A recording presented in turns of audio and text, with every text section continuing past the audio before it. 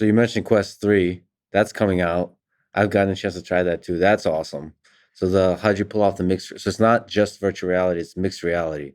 Yeah, I mean, I think it's gonna be the first mainstream mixed reality device. I mean, obviously we shipped Quest Pro last year, but it was $1,500, and we have this, and it's coming out. In some ways, I think the mixed reality is actually better in Quest 3 than it was than what we're using right now in Quest Pro. So in a way, I'm Quest 3, even though it's not the Pro product, actually has a stronger chipset in it than the Pro line at a third of the cost. Does all the VR stuff that Quest 2 and the others have done too.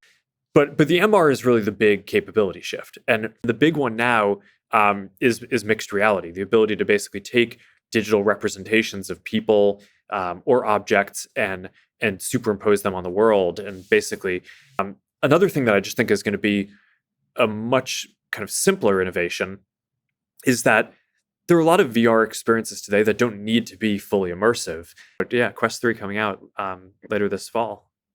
Yeah, and I got to experience it with other people sitting around, and there's a lot of furniture, and so you get to see that furniture, you get to see those people, and you get to see those people like enjoy the ridiculousness of you like swinging your arms. So I think we'll get, we got some of that flywheel going with Quest Pro, but I think it'll really get accelerated once Quest 3 gets out there. So the cameras aren't just doing the pass through of the entire physical reality around you. It's also tracking the details of your hands in order to use that for like gesture recognition, this kind of stuff.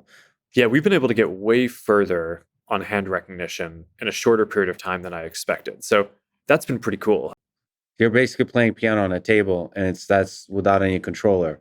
And I say I love the intimacy of conversation. So even this is awesome. So I think we're moving towards a world where, we're going to have something that looks like normal glasses, where you see the physical world, but you also see holograms. And it really raises this interesting question about some people are there physically, but other people are just there as holograms, and it feels like it's them who are right there. So I think you'll also have meetings in the future where you're basically, maybe you're sitting there physically, and then you have, a couple of other people who are there as holograms. And then you have like Bob, the AI, who's an engineer on your team who's helping with things. And he can now be embodied as as a realistic avatar as well, and just join the meeting in that way. So that's one of the things that I'm really curious about. And I don't know, in a bunch of our internal experiments on this,